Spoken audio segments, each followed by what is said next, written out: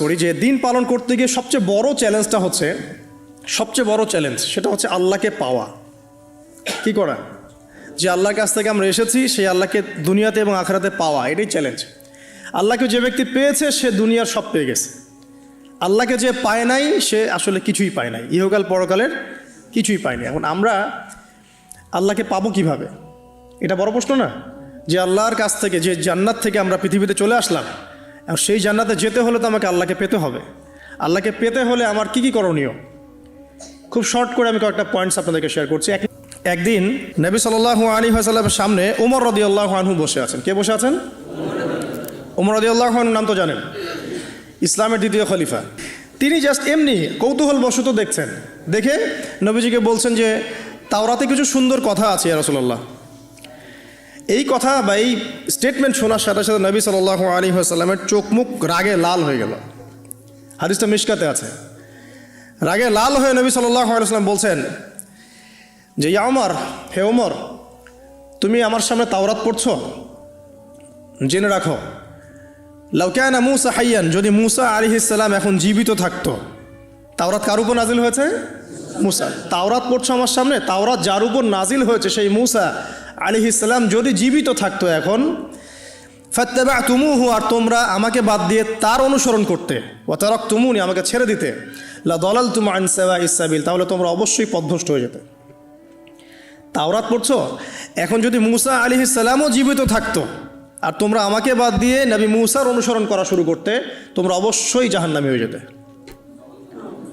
লাউ কানা মূসা হাইয়ান, যদি মূসাও জীবিত থাকতো এখন, আবার যদি জীবিত করা হয় আলাইহিস সালাম, লাত্তাবা'নি, অবশ্যই তাকে আমার অনুসরণ করতে হবে। কথা কি বুঝতে পারছেন? এই কারণেই শেষ জামানা যখন ঈসা ইবনে মারিয়াম আসবেন, তিনি নতুন কোনো শরীয়ত নিয়ে আসবেন না। কি নিয়ে আসবেন? তিনি মুহাম্মদ সাল্লাল্লাহু আলাইহি ওয়াসাল্লামের অনুকরণ রূপেই পৃথিবীতে আসবেন ইনশাআল্লাহ। তো আল্লাহ পাক আমাদেরকে দিয়েছেন আল কোরআন, এবং কোরআন এর ব্যাখ্যা হচ্ছে হাদিস। নবী সাল্লাল্লাহু আলাইহি ওয়াসাল্লাম বিদায় হজের ভাষণে বলেছেন, এই হাদিসটা খুব ভালো করে মনে রাখবেন। তিনি বলেছেন যে তারাক্তু ফিকুম আমরাইন, আমি তোমাদের মাঝে মাত্র দুটা বস্তু ছেড়ে যাচ্ছি। কয়টা বস্তু? দুটা বস্তু। লান তাদিল্লু মা তামাসসাকতুম বিহিমা, তোমরা কোশ্চিনকালেও পথভ্রষ্ট হবে না যতদিন পর্যন্ত এই দুটাকে আঁকড়ে ধরে থাকবে। ঠিক আছে? তোমরা কোশ্চিনকালেও পথভ্রষ্ট হবে না যতদিন পর্যন্ত এই দুটাকে তোমরা শক্ত করে আঁকড়ে ধরে থাকবে। অন্য হাদিসে আছে দাঁতের মাড়ি দিয়ে কামড়ে থাকবে। আপনি সামনের দাঁত দিয়ে কিছু কামড়াতে গেলে কিন্তু টান দিলে ছিঁড়ে যাবে না? দাঁতের মাড়ি দিয়ে যদি শক্ত করে ধরেন, এত সহজে কিন্তু টান দিলে ছিঁড়বে না। এই জন্য নবীজি বলছেন সাল্লাল্লাহু আলাইহি ওয়াসাল্লাম দাঁতের মাড়ি দিয়ে কামড়ে ধরে থাকবে কোরআন এবং সুন্নাহকে। সেই দুটো বস্তু কি? নবী সাল্লাল্লাহু আলাইহি ওয়াসাল্লাম বলছেন, একটা হচ্ছে কিতাব আল্লাহ পাকের কিতাব, মানে কি? আল কোরআন। ওয়া সুন্নতি নবীহি, মানে নবীর সুন্নাত, অর্থাৎ হাদিসগুলো। কোরআন এবং সুন্নাহ মিলে ইসলাম। এই ইসলামটাই হচ্ছে আল্লাহ রাব্বুল আলামিনের মনোনীত সর্বশেষ দিন, সর্বশেষ টেস্টিমেন্ট। মানে আদম আলাইহিস সালামও তো মুসলিম ছিলেন, নূহ আলাইহিস সালামও মুসলিম ছিলেন, ঈসা আলাইহিস সালাম, মূসা আলাইহিস সালাম, ইব্রাহিম আলাইহিস সালাম, এই যে লক্ষ লক্ষ নবী রাসূল, তারা মুসলিম ছিলেন না? সবাই মুসলিম ছিলেন, কিন্তু সর্বশেষ যে বিধিবিধানগুলো আল্লাহর পক্ষ থেকে এসেছে সেটা কি? কোরআন এবং সুন্নাহ এবং ইসলামের এই নতুন রূপটা, সর্বস্বীকৃত সর্বনতুন যে রূপটা, এটা কিয়ামত পর্যন্ত থাকবে ইনশাআল্লাহ। তো ইসলাম চিরপ্রাচীন এবং চির নতুন, চির আধুনিক। আমরা কি বোঝাতে পারছি? এখন এই ইসলামটা কি পরিবর্তনযোগ্য? উত্তর না। আল্লাহ পাক সূরা মাইদার 3 নম্বর আয়াতে বলছেন, আল ইয়াউমা আকমালতু লাকুম দীনাকুম ওয়া আতমামতু আলাইকুম নি'মাতি ওয়া রাদিতু লাকুমুল ইসলাম দীনান।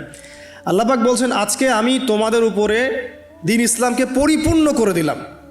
পরিপূর্ণ করে দেওয়ার অর্থ হচ্ছে এখানে সংযোজন বিয়োজনের কোনো সুযোগ নাই।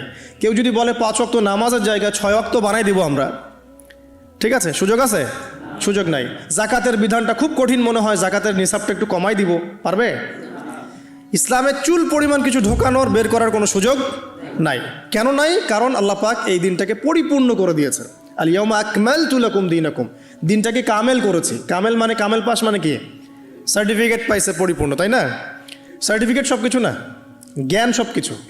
এবং এই জ্ঞান শুধুমাত্র বই পড়ে অর্জিত হবে এমনও নয়। জ্ঞান আসে কার পক্ষ থেকে? আল্লাহর পক্ষ থেকে। এটা মনে রাখবেন, জ্ঞান আল্লাহর পক্ষ থেকে আসে। হ্যাঁ, জ্ঞান কখন আসবে? যখন আপনি পরিশ্রম করবেন, আপনার পরিশ্রম আল্লাহ পাক দেখবেন, আপনি ধারাবাহিকভাবে লেগে থাকবেন, আল্লাহর কাছে বেশি বেশি দোয়া করবেন, পাপ ছেড়ে দিবেন, গোনা ছেড়ে দিবেন, গোনামুক্ত অন্তর নিয়ে আল্লাহর কাছে কান্নাকাটি করবেন, আল্লাহ পাক ইনশাআল্লাহ ইলম দান করবে ইনশাআল্লাহ। ইমাম শাফি রাহিমাহুল্লাহ বলতেন যে আমি অনেক পড়ি কিন্তু ভুলে যাই।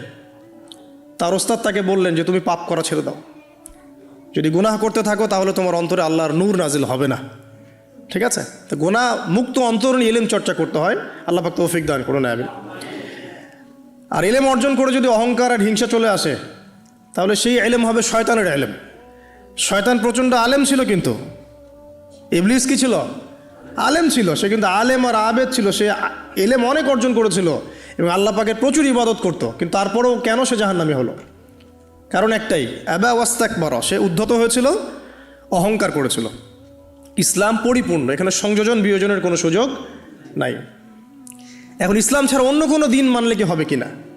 আল্লাহ পাক সূরা আলী ইমরানের মধ্যেই বলছেন, ওয়ামাই ইয়াবতাগি গায়রাল ইসলামি দীনান ফালা ইউকবালা মিন, কেউ যদি ইসলাম ছাড়া, এই পরিপূর্ণ দিনটা ছাড়া অন্য কোনো জীবন ব্যবস্থা তালাশ করে, তার পক্ষ থেকে কশ্চিনকালেও কোনো আমল কবুল করা হবে না। এটা কার কথা? আল্লাহর কথা। এখন আসেন, ইসলাম বাদ দিয়ে আমরা অন্য অন্য যে মতবাদগুলো অনুসরণ করে থাকি আর কি, পশ্চিমা মতবাদ বলেন, তারপরে গ্রিকদের দর্শন বলেন, চাইনিজ দর্শন বলেন, তারপর ব্যাবিলনের সভ্যতার দর্শন বলেন, যত দর্শন আমরা ফলো করি ইসলাম বাদ দিয়ে, এগুলো যদি কোরআন এবং সুন্নাহর সাথে সাংঘর্ষিক হয়, সেগুলো কি পরকালে আমাদেরকে বাঁচাতে পারবে? পারবে না। কিন্তু যে কোনো মত, যে কোনো পথ, যে কোনো দর্শন যদি ইসলামের অনুকূলে হয়, কোরআন সুন্নাহর কাছাকাছি হয়, কোরআন এবং হাদিসের সাথে মিলে যায়, সেটা ইনশাআল্লাহ তাআলা ইসলামকে এগিয়ে নেওয়ার ক্ষেত্রে সাহায্যকারী ভূমিকা পালন করবে। আমি কি বুঝাতে পারছি? আল্লাহ পাক পৃথিবীতে নামিয়ে দিয়েছেন, এতিম করে ছেড়ে দেন নাই। আল্লাহ পাক হেদায়েত দিয়েছেন, আসমানি কিতাব পাঠিয়েছেন। আসমানি কিতাবের সর্বশেষ কিতাব কি? আল কোরআন, যার ব্যাখ্যা হচ্ছে সুন্নাহ, হাদিস। কোরআন আর হাদিস মিলেই হচ্ছে ইসলাম। এটা বাদ দিয়ে অন্য কোনো দিন তালাশ করলে আমল কবুল হবে না। এই ইসলামের সংযোজন বিয়োজনের কোনো সুযোগ নাই। এখন ইসলাম বাদ দিয়ে অন্য মতাদর্শগুলো যদি আমরা ফলো করি, সেগুলো যদি কোরআন সুন্নাহর অনুকূলে হয় ঠিক আছে, যদি কোরআন সুন্নাহর প্রতিকূলে যায় তাহলে ঠিক নাই। যদি আপনারা বলেন, এখন সারা বিশ্বই কথা বলে যে বেশিরভাগ মানুষ যা বলবে সেটাই হক, বেশিরভাগ মানুষ যেটা বলবে সেটা সঠিক, ডেমোক্রেসি, বেশিরভাগ মানুষ যা বলবে সেটাই সঠিক। এখন এই মসজিদে মনে করেন যে 1000 মানুষ বসে আছেন, কথার কথা, এখন একটা ভোটাভুটি করলাম, বিষয় কি? বিষয় হচ্ছে সুদ হালাল না হারাম। বিষয়টা হচ্ছে সুদ মানবতার কল্যাণে উপকারী না ক্ষতিকর। এখন আপনাদের মধ্যে 999 জন ভোট দিল যে সুদ মানবতার জন্য উপকারী, অর্থনৈতিক অগ্রগতির জন্য সুদের দরকার আছে, সুদের লোন না নিলে এই যুগে চলা যায় না, সুদ না খেলে এই যুগে বিল্ডিং করা যায় না, সুদ না খেলে অর্থনৈতিক প্রোগ্রেস হবে না। তাদের মত এটা। কয়জনের মত? 999 জন। তো বেশিরভাগ মানুষ যেহেতু এটাতে ভোট দিল, অতএব এটা সত্য নাকি?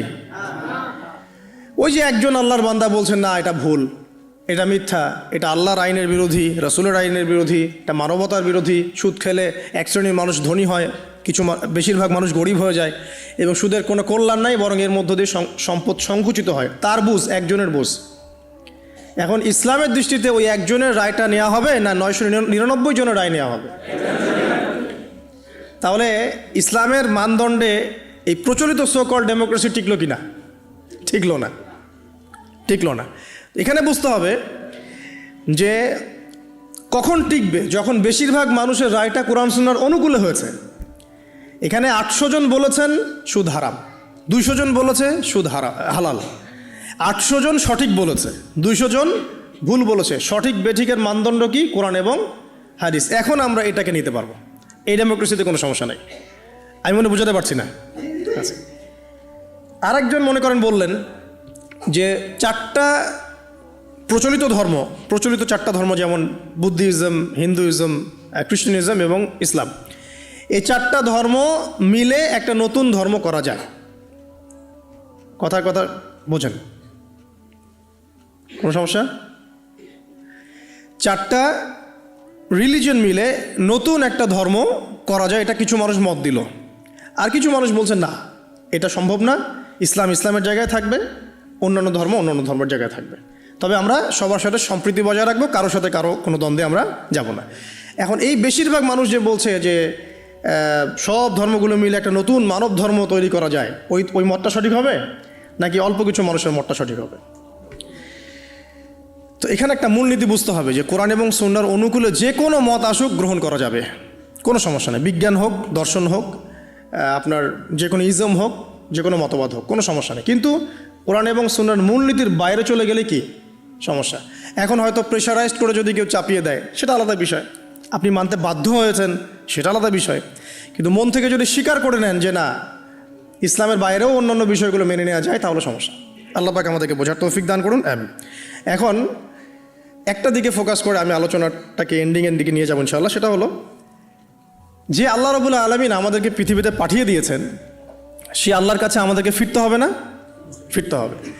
আল্লাহ পাক এমনি এমনি পাঠিয়ে দেননি, সময় দিয়েছেন, আসমানি কিতাব দিয়েছেন, নবী রসুলও পাঠিয়েছেন। কারণ আসমানি কিতাব তো আমরা এমনি এমনি প্র্যাকটিস করতে পারবো না।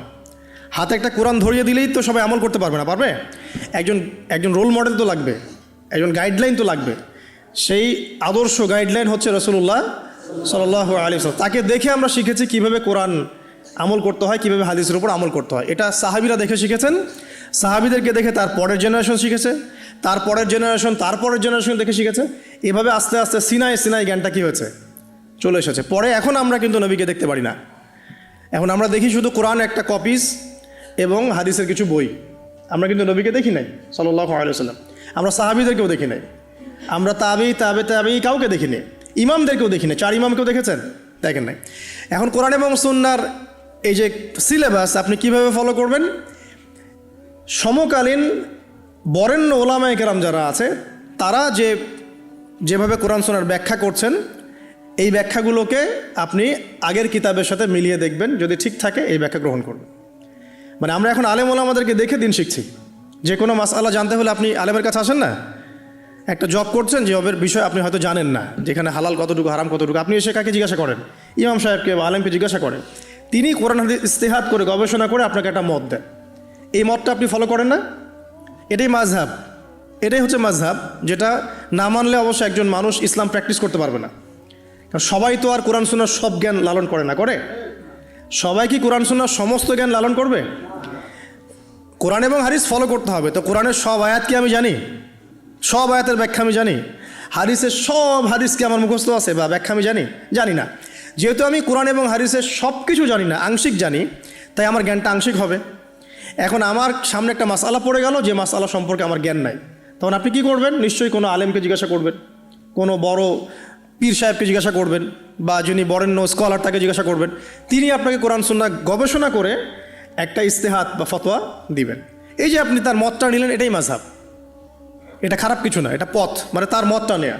এটা না নিলে সাধারণ মুসলিমরা তো আর দিন পালন করতে পারবে না। সবাই তো আর বড় আলেম না, সবাই কি আলেম? যিনি বরেণ্য আলেম, যিনি কোরআন হাদিস সব পড়ে ফেলছে, তার ব্যাপার ডিফারেন্ট। সে নিজেই মুস্তাহিদ, তার তো আর মাযহাব মারার প্রয়োজন হচ্ছে না। সে তো নিজেই মুস্তাহিদ, সে তো নিজেই গবেষণা করে একটা রায় বের করতে পারে, তার তো আর মাযহাব মারার প্রয়োজন হচ্ছে না। তারপরেও এখন এই যুগে এই সৎসাহস কয়জনের আছে যে বলতে পারে কোরআন সুন্নাহর সব জ্ঞান আমি জানি? বলতে পারবে? এই কারণেই বরেণ্য ওলামায়ে কেরামরাও পর্যন্ত তাদের পূর্ববর্তীদের মাযহাবটাকে কি করেন?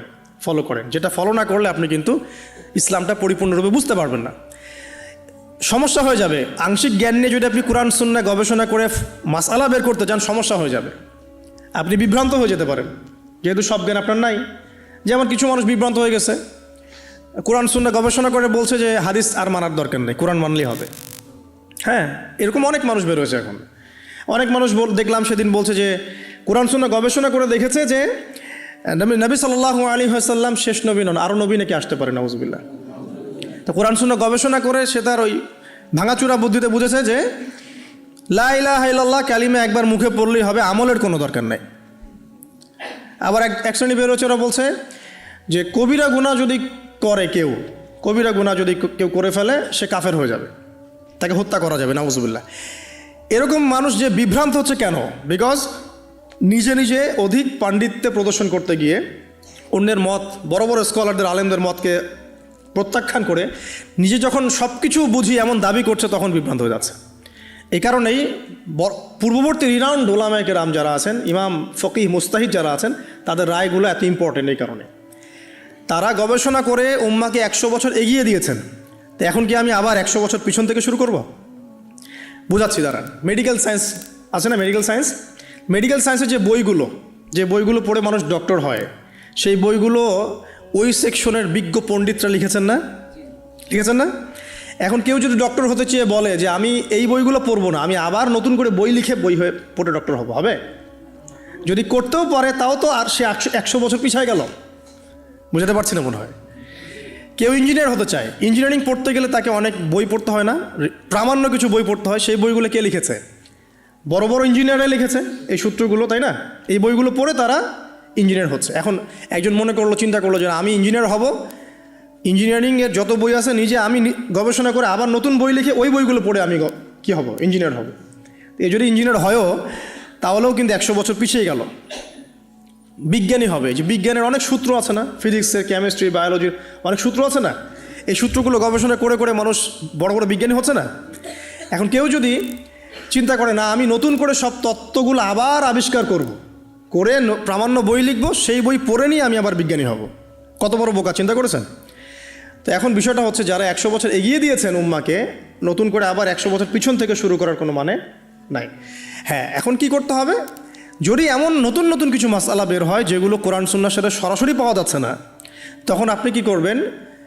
আলেম ওলামাদের ইজতিহাদের আশ্রয় নেবেন। দেখবেন, আপনি যাচাই করে দেখবেন যে এই মাসআলাটা কোন কোন আলেম কিভাবে রায় দিচ্ছেন। তারপর আপনার বিবেক আছে, আপনার বুদ্ধি আছে, আপনাকে আল্লাহ পাক ইলম দিয়েছেন, কোরআন সুন্নাহ গবেষণা করে আপনি একটা ফতোয়ায় আসতে পারবেন ইনশাআল্লাহ তাআলা। আল্লাহ পাক তৌফিক দান করুন। তো যেটা বলছিলাম, শর্ট করে বলি যে আল্লাহ পাক, তার নাম অনেক বড়, টাইটেল অনেক বড়, কিন্তু সে সরাসরি কোরআন সুন্নাহর বিরুদ্ধে একটা কথা বলছে, আপনি নেবেন? তখন আপনি নেবেন না, তখন ওই মাসআলাটা নিয়ে অন্য আলেমদের কাছে যাবেন যে অমুক আলেম তো এই কথা বলছেন, আপনারা কি বলছেন। তখন আপনি যাচাই বাছাই করে একটা সিদ্ধান্তে আসতে পারবেন। এভাবে দিন পালন করলে ইনশাআল্লাহ বিভ্রান্ত হবেন না ইনশাআল্লাহ। আর একা একা বুঝে সব করতে গেলে সমস্যা আছে। আল্লাহ পাক আমাদেরকে একটু বোঝার তৌফিক দান করুন। এখন শেষ করার আগে আমি আর 10-15 মিনিট সময় নিচ্ছি, যে একটা জায়গায় আমি নাম্বার, আল্লাহকে পেতে হলে অবশ্যই তার নবী মুহাম্মদ সাল্লাল্লাহু আলাইহি ওয়াসাল্লামকে অনুসরণ করতে হবে। এছাড়া আল্লাহকে পাওয়ার দ্বিতীয় কোনো পথ নাই। আল্লাহকে পেতে হলে অবশ্যই তার নবী মুহাম্মদ সাল্লাল্লাহু আলাইহি ওয়াসাল্লামের আদর্শগুলো জীবনের প্রতিটা ক্ষেত্রে বাস্তবায়ন করতে হবে। চলাফেরা, ওঠা বসা, খাওয়া দাওয়া, ইস্তেঞ্জা করা, মুআমালাত, ব্যবসা বাণিজ্য, অর্থনীতি, সমাজ, রাষ্ট্র, সব ক্ষেত্রে আপনাকে মুহাম্মদ সাল্লাল্লাহু আলাইহি ওয়াসাল্লামের তরিকা, আদর্শটাকে ফলো করতে হবে। তাহলে আপনি আল্লাহকে পাবেন ইনশাআল্লাহ। যে ব্যক্তি আল্লাহকে পেয়েছে সে দুনিয়াও পেয়েছে, আখিরাতও পেয়েছে। যে আল্লাহকে পায় নাই, দুনিয়াও বরবাদ, আখিরাতও বরবাদ। 1 নাম্বার তাহলে কি কাজ? আল্লাহ পাকের সর্বশেষ নবী মুহাম্মদ সাল্লাল্লাহু আলাইহি ওয়াসাল্লামকে অনুসরণ করা, তার আদর্শ মেনে চলা, 1 নাম্বার। 2 নাম্বার হচ্ছে 5 ওয়াক্ত নামাজ। আল্লাহকে পেতে হলে নামাজ লাগবে, নামাজ নাই আল্লাহ নাই। ওয়াস্তাঈনু বিস-সাবরি ওয়াস-সালাহ, তোমরা সবর এবং সালাতের মধ্য দিয়ে আল্লাহর সাহায্য প্রার্থনা করো। আমরা এই জন্য নামাজে বলি ইয়াকা না'বুদু ওয়া ইয়াকা নাস্তাঈন, আমরা শুধু আপনারই ইবাদত করি এবং আপনার কাছেই সাহায্য প্রার্থনা করি। তো আল্লাহকে পেতে হলে নামাজের কোনো বিকল্প নাই। যে ব্যক্তি নামাজ পড়ে না, আল্লাহর সাথে তার কোনো সম্পর্ক নেই, নো কানেকশন। আপনি যে কোনো কিছু চাচ্ছেন, সেজদায় পড়ে আল্লাহর সামনে আত্মসমর্পণ করেই চাইতে হবে। ওয়াসজুদ ওয়াক্তারিব, আল্লাহ পাক কি বলেছেন? সেজদা করো, নিকটবর্তী হও। তো ব্যাখ্যা অনেক করা যায়। নামাজ না পড়লে কিন্তু মানুষ কুফরিতে লিপ্ত হয়। যে ব্যক্তি মান তারাকা সালাতান মুতাআম্মিদান ফাকাদ কাফারা, যে ব্যক্তি সালাতকে অস্বীকার করে, ফরজ নামাজকে অস্বীকার করে, সে ব্যক্তি কিন্তু কুফরিতে চলে যায়। ঠিক আছে? তারপরে বাইনা রাজুলি ওয়া বাইনা শিরকি ওয়াল কুফরি তারকুস সালাহ, একজন মুমিন বান্দা এবং অমুসলিমদের মধ্যে পার্থক্যই নামাজ। নামাজের বিষয়ে অনেক কথা আমি আগেও বলেছি, আপনারা শুনেছেন, অন্য আলেমদের কাছেও শুনেছেন। এক বাক্যে নামাজ না পড়লে ইসলামের রশিটা কেটে যাবে। মুআয বিন জাবালকে নবী সাল্লাল্লাহু আলাইহি ওয়াসাল্লাম বলেছেন যে যদি মান তারাকা সালাতান মুতাআম্মিদান, কেউ যদি সালাতকে ইচ্ছা করে ছেড়ে দেয়, ফাকাদ বারিআত মিন জিম্মাতিল্লাহ, সে ব্যক্তি আল্লাহর জিম্মেদারি থেকে মুক্ত হয়ে যাবে। তার উপর আল্লাহর কোনো জিম্মাদারি নাই, আল্লাহর নিরাপত্তা, জিম্মাদারি থেকে সে মুক্ত। তো 5 ওয়াক্ত নামাজ আল্লাহ পাক আমাদের সবাইকে জামাতের সাথে পড়ার তৌফিক দান করুন। এর পাশাপাশি নফল নামাজ বাড়িয়ে দেওয়ার তৌফিক দান করুন, এবং স্পেশালি তাহাজ্জুদের নামাজ যদি পারেন 2 রাকাত হলেও নিয়মিত তাহাজ্জুদের নামাজ পড়ার তৌফিক আল্লাহ পাক আমাদেরকে দান করুন। আর নামাজের বাহ্যিকতা নিয়ে এত বেশি ঝগড়ায় যাবেন না। এখন আমরা যত ঝগড়া নামাজের বাহ্যিকতা নিয়ে, হাত বাঁধা, রফুল ইয়াদাইন, আমিন আর পায়ে পা, এগুলো নিয়ে ঝগড়ার শেষ আছে? নাই। ইসলামের বিরোধী শক্তিরা হাত ভেঙে ফেলার পায়তারা করে ফেলেছে অলরেডি। হাতি না থাকলে আপনি বাঁধবেন কোথায়? মনে করেন আপনার হাতি নাই, বাঁধবেন কি উপরে না নিচে? তো এই হাত তো ভেঙে ফেলার পায়তারা করা হয়েছে।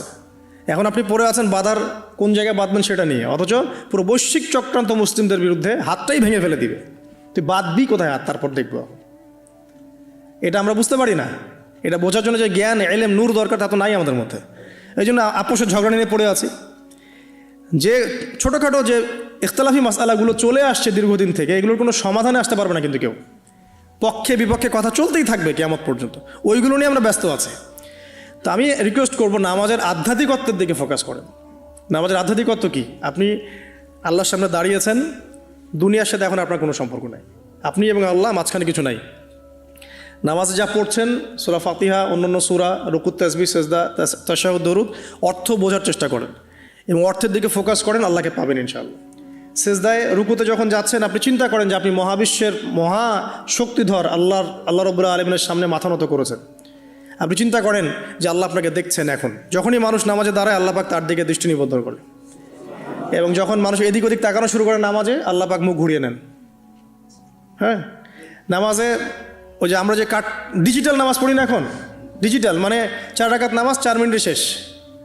এক রুকু করলে সেজদা পাওয়া যায় না, সেজদার তাসবিহ পড়লে আবার এদিকে দেখা যায় যে দ্বিতীয় সেজদায় চলে গেছে অলরেডি ওঠার আগেই। অনেক ক্ষেত্রে ইমাম সাহেবরাও খুব দ্রুত নামাজ পড়ান, অনেক দ্রুত পড়ান। এত দ্রুত নামাজ পড়াবেন কেন? নামাজ জামাতে পড়লে সংক্ষিপ্ত করতে বলা হয়েছে, কিন্তু এত দ্রুত তো পড়তে বলা হয় নাই। এখনও দেখবেন মক্কা মদিনায় গিয়ে নামাজ দেখবেন, মাশাআল্লাহ, নামাজটা তাদের মাশাআল্লাহ এটার প্রশংসা না করলে হক আদায় হবে না। নামাজটা অসাধারণ, ধীর স্থিরভাবে ফজরের নামাজ 20 মিনিট, 15 মিনিট, 20 মিনিট পড়াচ্ছে নামাজ, রিল্যাক্স। নামাজে দাঁড়ালে চমৎকার তেলাওয়াত হচ্ছে, আপনি ভুলে যাচ্ছেন নিজেকে। তেলাওয়াত হবে চমৎকার, এবং সবচেয়ে ভালো যিনি তেলাওয়াত করতে পারেন তাকে নামাজে দিতে হবে। রিল্যাক্সে নামাজ পড়বে। ক্ষেত্র বিশেষে আপনি শর্ট করতে পারেন, কিন্তু সবসময় কেন আমরা 4 রাকাত নামাজ 3 মিনিটে শেষ করে দেব? আবার নামাজের পর দোয়াটা হবে লম্বা, অথচ নামাজটাই ছিল দোয়া, নামাজটাই কিন্তু দোয়া। এখন সেজদায় আমরা যদি কান্নাকাটি করতে না শিখি, আল্লাহর সামনে আমি মাথা নত করেছি, এখানে নিজের মনের যত আবেগ, আকুতি, দোয়া, এগুলো আল্লাহর সামনে ঢেলে না দিতে পারি, এই দোয়া কালাম না শিখি, তাহলে তো নামাজের আধ্যাত্মিকতা অর্জন হলো না। সাহাবীরা কেমন করে নামাজ পড়তেন যে নামাজ পড়ার পরেও তাদের গা থেকে তীর বের করা যায়? কিভাবে তারা নামাজ পড়তেন? তাহলে নবী সাল্লাল্লাহু আলাইহি ওয়াসাল্লাম কীভাবে নামাজ পড়তেন যে নামাজ পড়ার ফলে তার পা মোবারক ফুলে যাইত? 1 রাকাতে তিনি 4 পারা কোরআন তেলাওয়াত করতে পারলেন কিভাবে?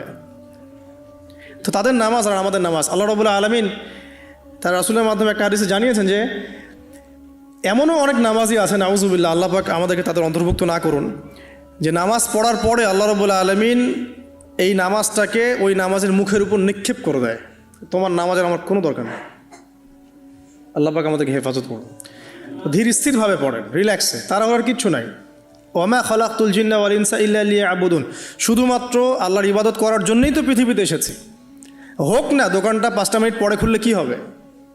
হ্যাঁ, জমিতে যান, জমিতে আধা ঘন্টা পরে গেলে কি হবে? যে আল্লাহ পাক আপনাকে বাঁচিয়ে রাখতে পারেন, সে আল্লাহ পাক আল্লাহর পথে সময় দিলে আপনাকে অফুরন্ত রিজিকও তো দিতে পারেন না?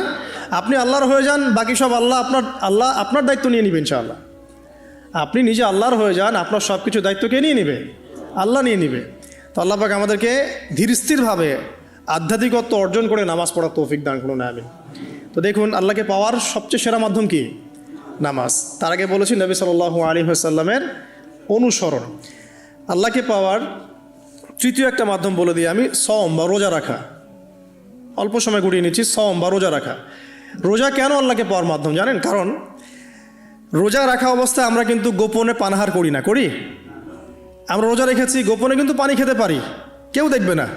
গোসল করছেন, আপনি পানি খেতে পারেন, কেউ দেখবে না। লুকিয়ে লুকিয়ে আপনি কিন্তু খাবার খেতে পারেন, কেউ দেখবে না, বাসায় কেউ নাই দেখার, কিন্তু আপনি খান না। আপনি সবর করেন, সহ্য করেন, একদম সূর্যাস্তের সময় গিয়ে আপনি ইফতার করেন। এই যে কাজটা আপনি কেন করেন? কারণ আপনি ফিল করেন যে আল্লাহ আপনাকে দেখছেন।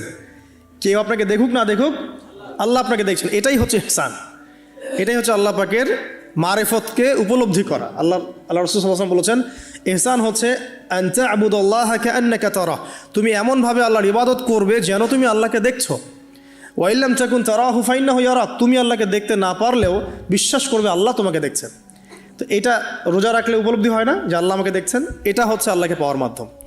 এই জন্য রমাজানের রোজা অবশ্যই রাখবো ইনশাআল্লাহ। পাশাপাশি এই যে সোমবার, বৃহস্পতিবার বা এই যে মাসের 3 দিন আইয়ামে বীজের সওম আছে, 13, 14, 15, আরাফার সওম, আশুরার সওম বা নফল সওম, এগুলো রাখার অভ্যাস করলে আল্লাহকে পাওয়া যাবে ইনশাআল্লাহ তাআলা। আল্লাহ পাক আমাদেরকে বেশি বেশি সওম রাখার তৌফিক দান করুন। এবং আমাকে আপনাদের সবাইকে বিগত জীবনে আমরা যারা বিভিন্ন সময় সওম রাখি নাই বা রাখতে পারি নাই বা বিভিন্ন সালাত পড়ি নাই, পড়তে পারি নাই, এগুলোকে হিসেব করে আদায় করার তৌফিক আল্লাহ পাক দান করুন, আমিন। 4 নম্বর একটা মাধ্যম বলে দিই আল্লাহকে পাওয়ার, সেটা হলো তিলাওয়াতে কোরআন। কোরআন তেলাওয়াত যে যত বেশি করবে, অর্থ উপলব্ধি করে পড়বে, সে আল্লাহ পাককে চাক্ষুষ পাবে ইনশাআল্লাহ। মানে আল্লাহ রাব্বুল আলামিন একটা চিঠি দিয়েছেন, মনে করেন আপনাকে, আপনার একজন কথার কথা এক্সাম্পল দিচ্ছি যে আপনার কোনো একজন বন্ধু আছে অনেক দূরের কোনো দেশে, তা আপনি তাকে দেখেনও নাই, আপনি তাকে চিনেনও, মানে আপনি তার চেহারা দেখেন নাই, তাকে চিনেন না, তার সাথে যোগাযোগের মাধ্যম হচ্ছে আপনার চিঠি বা মেসেজ, ঠিক আছে? এখন সে আপনাকে কিছু মেসেজ পাঠালো, এই মেসেজের মধ্যে সে কিছু ইনস্ট্রাকশন দিয়েছে যে এইগুলো করতে হবে, এগুলো করতে হবে, বা আপনার প্রতি ভালোবাসার ইজহার করছে। এখন এই মেসেজটা যদি আপনি পড়তে পারেন, তাহলে আপনি আপনার বন্ধুর সাথে একটা কানেকশন তৈরি করলেন না? বুঝতে পারছি না? আচ্ছা, এখন সমস্যা হচ্ছে কি, আমরা ওই মেসেজটা পড়তেই পারি না। আমরা তো কোরআনটা পড়তেই জানি না, তাহলে মেসেজটা পাবো কীভাবে? আর যারা পড়তে জানি সেই ভাষাটা বুঝি না। এখন ওই বন্ধু মনে করেন চিঠি লিখেছে বাংলা ভাষায়, আর আপনি বাংলা পড়তে জানেন না, তাহলে কি পারবেন উপলব্ধি করতে তার মনের ভাব, সেই বন্ধুর আবেগ, ভালোবাসা, প্রেম আপনি কি উপলব্ধি করতে পারবেন? লিখেছে সে উর্দু দিয়ে বা ইংরেজিতে, আপনি ইংরেজি বোঝেন না, ইংরেজি লিখতে পারেন না, তাহলে কি আপনি তার চিঠি বুঝতে পারবেন? এখন আমরা যেহেতু আরবি বুঝি না, এই কারণে কোরআনের মধ্যে কী বলেছেন আল্লাহ রাব্বুল আলামিন আমরা উপলব্ধি করতে পারছি না। আমি কি বুঝতে পারছি? তো কোরআন শুধুমাত্র তিলাওয়াত করা যথেষ্ট নয়। তিলাওয়াত করলে আপনি প্রত্যেক হরফে 10 নেকি পাবেন, কোনো সমস্যা নাই, কিন্তু ওই মেসেজটাকে উপলব্ধি করতে হলে আপনার অর্থটা জানতে হবে। অর্থ জানলে পরে আপনি দেখবেন আল্লাহকে আপনি চাক্ষুষ সামনে পাচ্ছেন ইনশাআল্লাহ তাআলা। আপনি হতাশ হয়েছেন, হতাশা দূর করার জন্য সূরা আছে কোরআনে। বিপদে পড়েছেন, বিপদ দূর করার সূরা আছে কোরআনে। আপনার রিজিকের সমস্যা কাটানোর সূরা কোরআনে আছে। কোনো হাজতের প্রয়োজন, সূরা ইয়াসিন, হাজতের সূরা চলে আসে। অসুস্থ হয়েছেন, শেফার সূরা কোরআনে আছে। বা কাউকে জিন টোনা করা হয়েছে, বান টোনা করা হয়েছে, ওর শেফাও কোরআনে আছে। এমন কোনো বিষয় নাই যেটা আল্লাহ রাব্বুল আলামিন কোরআনের মধ্যে নাজিল করেন নাই। ব্যবসা করতে চান, কোরআন কথা বলবে, ঠিক আছে? আপনি সামাজিক বিষয়ে ডিল করতে চান, সূরা হুজুরাত কথা বলবে। আপনি ইতিহাস ভালোবাসেন, কোরআনে ইতিহাস দিয়ে ভর্তি করা আছে।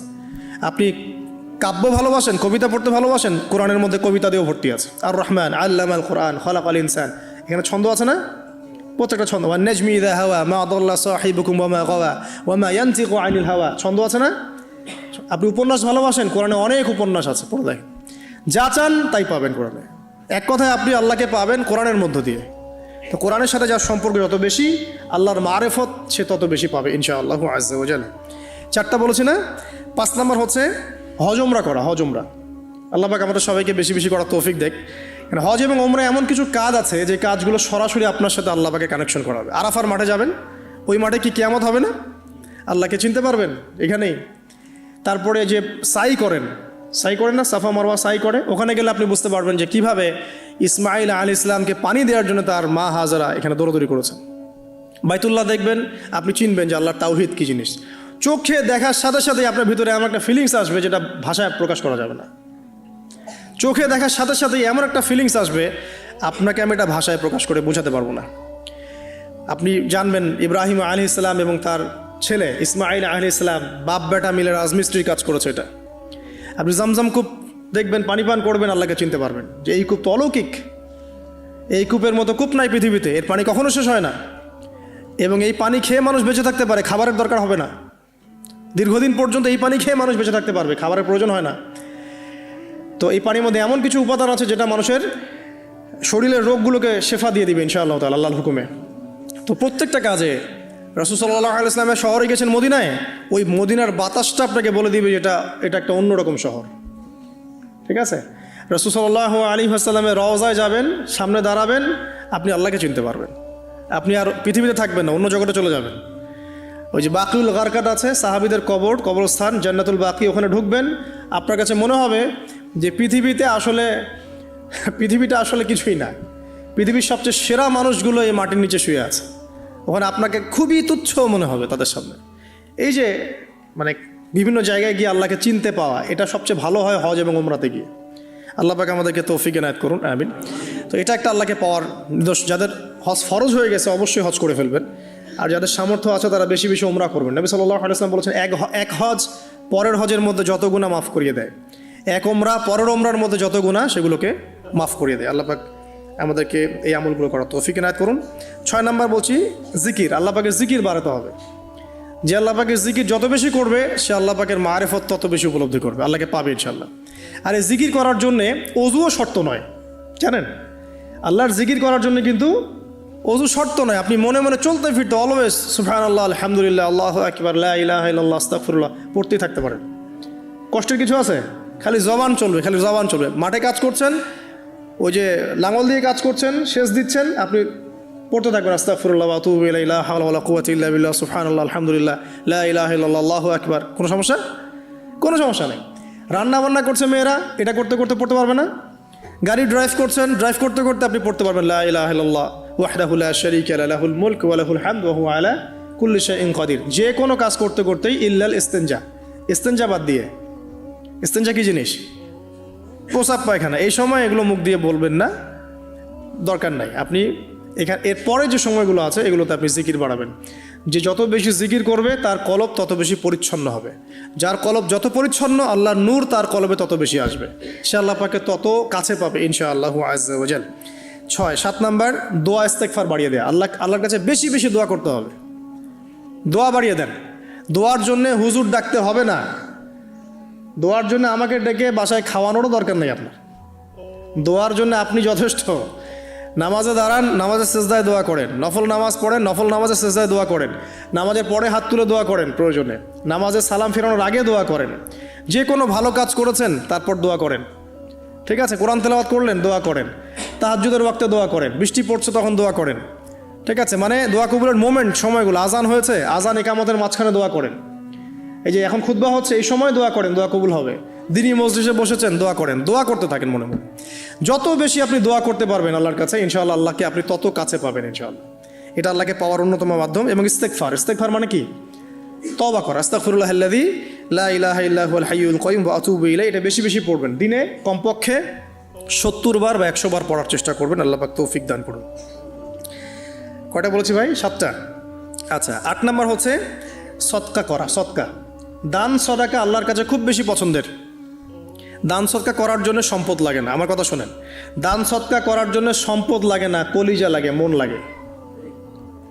বহু বড় বড় মানুষ আছে দান সদকা করতে পারে না, কোটিপতি, জাকাত দেয় না, আছে না? আর বহু গরিব মানুষ ভ্যান চালায়, কৃষিকাজ করে, দেখবেন 100 টাকা দান করে দিল। মন থাকতে হয়, মন, কলিজা বড় থাকতে হয়। তো যাদের কলিজা বড়, মন বড়, তারা দান সদকা করতে পারবে ইনশাআল্লাহ। আর যার মন বড় সেখানেই তো আল্লাহ নূর আসবে। সংক্ষিপ্ত মনে কি, সংকীর্ণ মন আল্লাহ নূর কোত্থেকে আসবে? কথা বুঝতে পারে নাই? তো দান সদকা বাড়ান। আপনি 1 টাকা দান করেন, 5 টাকা দান করেন, হালাল রিজিক থেকে 1 টাকা দান করেন, সেটা আল্লাহর কাছে অনেক বেশি পছন্দের। একটা হাদিসে নবী সাল্লাল্লাহু আলাইহি ওয়াসাল্লাম বলেছেন, হালাল উপার্জন থেকে আল্লাহর বান্দারা যখন একটা খেজুরও দান করে, আল্লাহ পাক সেই একটা খেজুরকে আস্তে আস্তে বড় করতে থাকেন, বড় করতে থাকেন, বড় করতে থাকেন। এটা এক পর্যায়ে পাহাড়ের সমান হয়ে যায়। এবং কিয়ামতের মাঠে মানুষ তার দান এবং সাদাকার যে ছায়া, এই ছায়ার নিচে অবস্থান করবে। আপনার বিপদ হয়েছে, দান সদকা করেন, বিপদ দূর হয়ে যাবে ইনশাআল্লাহ। জটিল কোনো রোগ হয়েছে, কোনো ডাক্তার ট্রিটমেন্ট করতে পারছে না, সদকা করেন, রোগ ভালো হয়ে যেতে পারে ইনশাআল্লাহ। সদকার ব্যাপক ফজিলত আছে। সদাকা, দান সদাকা, দোয়া, এগুলো তাকদিরের যে বিপদ আপদগুলো আছে না, ঝুলে আছে, আমাদের তাকদিরে বিপদ আছে না অনেক, এগুলোকেও সরিয়ে দিতে পারে আলহামদুলিল্লাহ। এই শক্তি আছে দোয়া এবং দান সদকার মধ্যে। আল্লাহ পাক আমাদেরকে বেশি বেশি সদাকা করার তৌফিক দান করুন, আমিন। আর সদাকা নফল না করতে পারলেও কমপক্ষে ফরজ জাকাতটুকু দিবেন। ফরজ জাকাতটুকু দিবেন, কারণ জাকাত, সদকা এবং ব্যবসা এগুলো হচ্ছে ইসলামিক অর্থনীতির মূল ভিত্তি, এর সাথে কৃষিকাজ। আর দুটো বলে শেষ করে দেই। 9 নম্বর হচ্ছে আমর বিল মারুফ এবং নাহি আনিল মুনকারের কাজ করা, মানে সৎ কাজের আদেশ করা, মানুষকে অসৎ কাজে নিষেধ করা। এই কাজটা যে যত বেশি করবে সে তত বড় ব্যবসায়ী।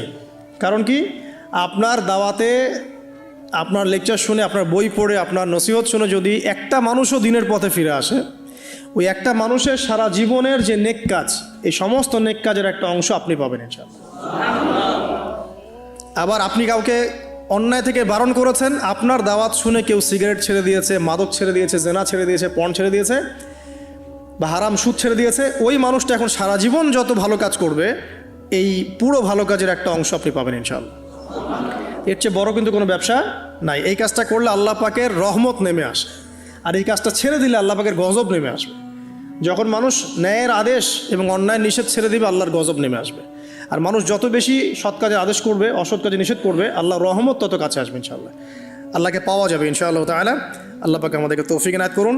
আর সর্বশেষ একটা বলে শেষ করে দেই, সেটা হলো যে আল্লাহর দিনের খেদমত করা বা দিনের কল্যাণে নিজেকে নিয়োজিত রাখা। আল্লাহর দিনের খেদমত করা বা দিনের কল্যাণে নিজেকে নিয়োজিত করলে আল্লাহ পাককে পাওয়া যাবে ইনশাআল্লাহ। এই পৃথিবীতে আল্লাহ পাকের সবচেয়ে গুরুত্বপূর্ণ জিনিসটা কি? নিয়ামতটা কি? আল্লাহর দিন না? এই দিন ছাড়া কি পৃথিবীতে আর কিছু আছে? একটা হাদিসে আসছে যে পুরো পৃথিবীটাই তো অভিশপ্ত। পুরো পৃথিবীটা কি? অভিশপ্ত। শুধুমাত্র দিনের এলেম অর্জনের জায়গা ছাড়া, তালেবে এলেমদের জায়গা ছাড়া, দিনী মাহফিলগুলো ছাড়া, যেখানে নামাজ হয় এই জায়গাগুলো ছাড়া বাকি সব অভিশপ্ত জায়গা। তো এখানে পৃথিবীতে সবচেয়ে গুরুত্বপূর্ণ এবং ইম্পর্ট্যান্ট আল্লাহর কাছে প্রিয় জিনিসটা কি? আল্লাহর দিন। তো আল্লাহর সেই প্রিয় জিনিসটাকে যারা এগিয়ে নেওয়ার চেষ্টা করবে, সেই দিনের খেদমত করার চেষ্টা করবে, দিনের জন্য একটা মসজিদ করা, একটা মাদ্রাসা করা, হ্যাঁ, একটা ভালো কোনো প্রকল্প করার চেষ্টা করবে, আল্লাহ পাক কি তাদেরকে রক্ষণাবেক্ষণ করবেন না? আল্লাহ পাক তাদের অভিভাবক হবেন না? নিঃসন্দেহে হবেন ইনশাআল্লাহ। এবং ইনশাআল্লাহ তাআলা তারা পৃথিবীতেও সফল হবে, পরকালেও ইনশাআল্লাহ তাআলা সাফল্যের চাদর তাদেরকে আঁকড়ে ধরবে ইনশাআল্লাহ তাআলা। আল্লাহ রাব্বুল আলামিন আমরা সবাইকে এই দুনিয়াতে আল্লাহকে পাওয়ার তৌফিক দান করুন।